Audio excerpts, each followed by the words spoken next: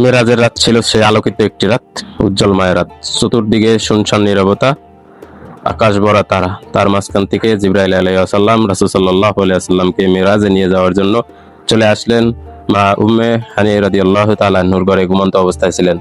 সেখান থেকে রাসূল সাল্লাল্লাহু আলাইহি ওয়াসাল্লামকে জমজম কূপ দিয়ে গোসল করিয়ে, পানি দিয়ে গোসল করিয়ে সিদরাতুল মুনতাহা পর্যন্ত নিয়ে গেলেন। তার ভিতরে বাইতুল মুকাদ্দাস প্রথম কিবলা, মুসলমানদের প্রথম কিবলা, সেখানে নিয়ে গেলেন এবং সকল নবীদের সামনে সকল নবীদেরকে মুসল্লি করে রাসূল সাল্লাল্লাহু আলাইহি ওয়াসাল্লামকে ইমাম বানিয়ে সেখানে 2 রাকাত নামাজ আদায় করলেন।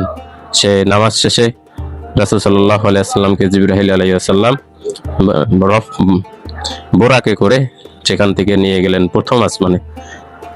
প্রথম আসমান থেকে সপ্তম আসমান, প্রত্যেক আসমানে এক একজন নবীদের সাথে দেখা হলো এবং তাদের বর্ণনায় আছে প্রথম আসমানে হযরত আদম আলাইহিস সালামের সাথে দেখা হলো, তৃতীয় আসমানে হযরতে শেষ আলাইহিস সালামের সাথে দেখা হলো, তৃতীয় আসমানে হযরতে ইউসুফ আলাইহিস সালামের সাথে দেখা হলো, চতুর্থ আসমানে ঈসা আলাইহিস সালামের সাথে দেখা হলো, পঞ্চম আসমানে হারুন আলাইহিস সালামের সাথে দেখা হলো, ষষ্ঠ আসমানে মূসা আলাইহিস সালামের সাথে দেখা হলো, সর্বশেষ সপ্তম আসমানে হযরতে ইব্রাহিম আলাইহিস সালামের সাথে দেখা হলো এবং সকল নবীদের সাথে দেখা হলো এবং তাদের সাথে সাক্ষাৎ হলো, কথা হলো এবং তারা আল্লাহ তাআলার নানান মুজিজা, নানান সৃষ্টি ঘুরিয়ে দেখালেন। জিবরাইল আলাইহিস সালামের সীমানা সিদরাতুল মুনতাহা পর্যন্ত, সেখান থেকে আরশ কুরসি পর্যন্ত যাওয়ার ক্ষমতা তার নাই। সেজন্য তিনি রফরফ নামক একটি বস্তুর মাধ্যমে উঠিয়ে দিলেন এবং আল্লাহর আরশ তাকে নিয়ে গেল এবং সেখানে তিনি জান্নাত এবং জাহান্নাম সম্পর্কে ঘুরিয়ে দেখলেন এবং সবকিছু সম্পর্কে জ্ঞান অর্জন করলেন। এই পুরা প্রক্রিয়াটা রাত্রের কিছু অংশের ভিতরে সম্পূর্ণ করে আবার পৃথিবীতে চলে আসলেন। এইখানে অনেক আলেম, অনেক মাযহাব এর নানানভাবে বিশ্লেষণ করে এই মিরাজের ঘটনা।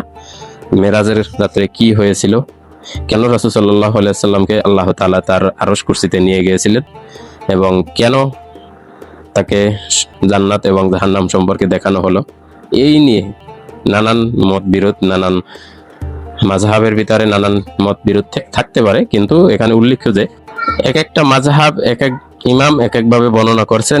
এখানে লাস্ট যেটা আপনার কোরআন হাদিসের আলোকে আসে সেটা হলো তিনি মেরাজে গিয়েছিলেন এবং আল্লাহর সাথে দিদার সাক্ষাৎ হয়েছিল সরাসরি। তার বন্ধুকে তিনি তার আরশ কুরসি, জান্নাত, জাহান্নাম সবকিছু, মানে তার সৃষ্টি জগতে সবকিছু দেখাইছেন, এটাকে মানেন এবং সবকিছু মানতে। কিন্তু এক একজন বুরাক, রফরফ, মানে এক একজন কোন বাহনে চড়ে গেছেন, এই বিষয় নিয়ে কতটুকু সময় লেগেছে সে বিষয় নিয়ে এক এক মতামত রয়েছে। কিন্তু ইমাম আবু হানিফার মতে এখানে দীর্ঘ প্রক্রিয়ায় 27 বছর সময় লেগেছিল, কিন্তু সেটি আল্লাহ তাআলা জমিনের সময়টাকে থামিয়ে দিয়ে রাসূল সাল্লাল্লাহু আলাইহি ওয়াসাল্লামের জীবন থেকে সেই 27টি বছর অতিবাহিত হয়েছে। জমিনের সময় মাত্র অল্প রাতের কিছু অংশে, 1/3 অংশ অনেক বর্ণনায় আছে অল্প কয়েক মিনিটের ভিতরে।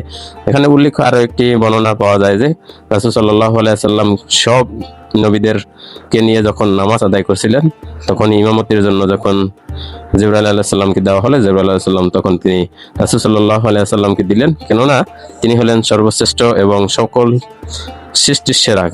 যেহেতু তাকে না বানালে কোনো কিছুই সৃষ্টি হতো না, সেজন্য জিবরাইল আলাইহিস সালাম কিন্তু তাকে ইমামতের জন্য জায়গা করে দিলেন এবং তিনি সকল নবী রাসূলদেরকে নিয়ে ইমামতি করলেন সেই বাইতুল মুকাদ্দাস প্রথম কিবলা, যেটা মুসলমানদের প্রথম কিবলা বাইতুল মুকাদ্দাস আল আকসা আমরা এখন যেটাকে পরিচিত হিসেবে চিনি।